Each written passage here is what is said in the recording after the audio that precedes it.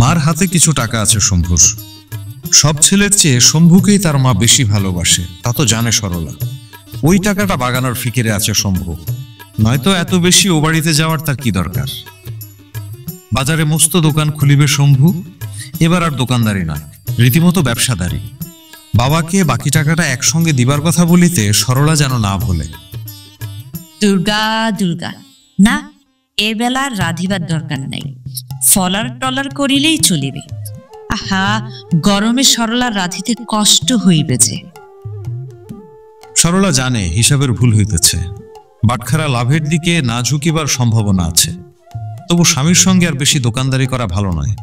বাপের টাকায় স্বামীকে কিনিয়া রাখিয়াছে 1 বছর, এবার তাকে মুক্তি দেওয়াই ভালো, তাতে যা হয় হইবে। একদিন তো নিজেকে কোন রকম রক্ষা কবচ ছাড়াই স্বামীর হাতে সমর্পণ করিতে হইবে তার। তাছাড়া 1 বছর ধরিয়া স্বামী তাকে যে রকম ভালোবাসিয়াছে, সেটা শুধু নিজের মনের খুঁতখুঁতানির জন্য ফাঁকি মনে করা উচিত নয়। অবশ্য পেটে যে সন্তানটা আসিয়াছে, সেটা জন্মগ্রহণ করা পর্যন্ত অপেক্ষা করিলেই সবচেয়ে ভালো হইত।